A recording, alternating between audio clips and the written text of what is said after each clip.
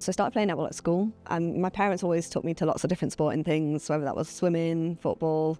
And I think in primary school you do sort of a version of netball called High Five, so boys and girls play, and that's where I first got into it. And then I think when I went to high school, I started playing a little bit more seriously, but along with lots of other sports. And then I kind of just fell in love with the game, and it kind of grew from there. Growing up and still now, my parents have had a massive influence on me. They were always the ones driving me to training when I was younger, and encouraging me through the highs and the lows that sports brings. And I think they still do that now. I love it when I can see them in the crowd when I'm playing for Forest and for Thistles, and that emotional support as well. They've always been there through the whole of my journey. And not only are you busy on the court, but you're busy off the court as well. So I'm a mum, so I've got a little boy called Laurie. He's 2, so he keeps me on my toes and keeps me busy every day, along with whatever else I've got going on. And then also at university I studied illustration, so I do a bit of freelance design work alongside netball.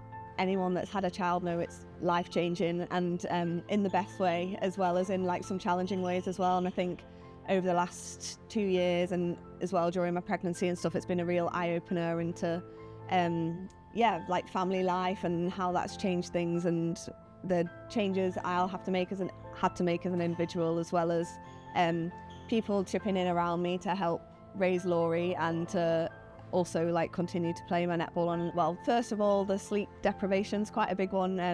I think as athletes you always get told how important sleep is, and those little 1%ers, and obviously when you have a child that wakes up in the middle of the night, those little things you don't really have control over anymore. So that took an adjustment getting used to, and still does, because Laurie's quite a good sleeper, to be fair, but every now and then he decides to have a bit of a party in the middle of the night, so that can be fun. But little things like that, and also just my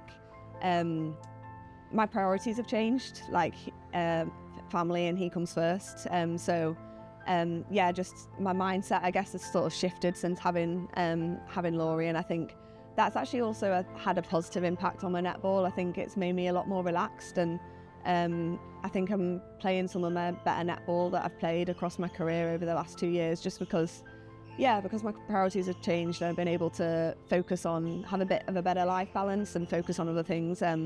As much as I love going to netball, and also bringing Laurie to that environment has been really special, and seeing how the team and at Forest and at Thistles have really engaged with that and been so welcoming to bring him into that environment.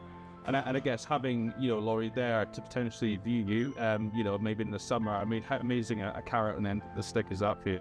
Yeah, I think if I manage to get to the Commonwealth Games, having Laurie there, my family is will be absolutely incredible. I mean, he's managed to get to some of the Forest home games, and he's been to a few Thistles competitions over the last 2 years, and he loves being around the netball girls. Especially here at Forest, he's really got to know them quite well, so he gets really excited to come along to training or come to a gym session, and some of the girls have offered to babysit as well. So it's good that he's got those sort of, these girls inspire me every day, so for him to be around them and have good role models growing up has been really important. Having Laurie and the joy that he brings to you, but then to go back into playing Super League at the highest level afterwards, that's really rare. Just tell me how easy or difficult decision that was, and how validating it's been for you.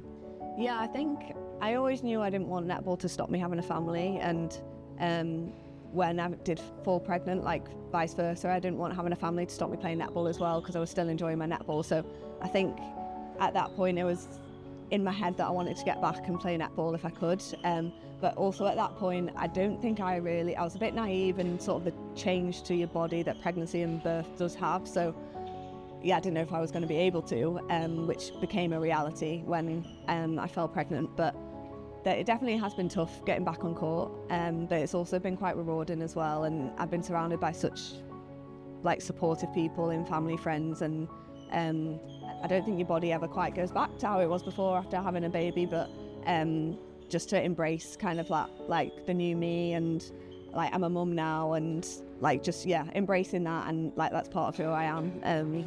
I've been playing in the Super League now for nearly 10 seasons, so that feels like quite a long time, and there's definitely been some the highest of highs, but also some pretty low lows in that.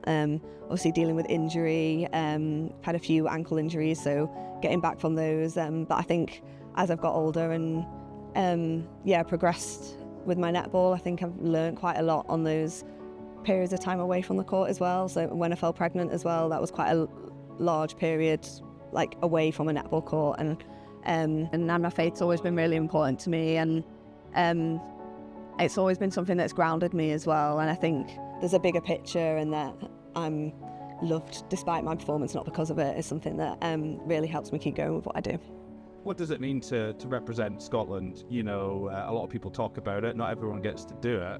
What would it mean to you to represent Scotland at these Commonwealth Games?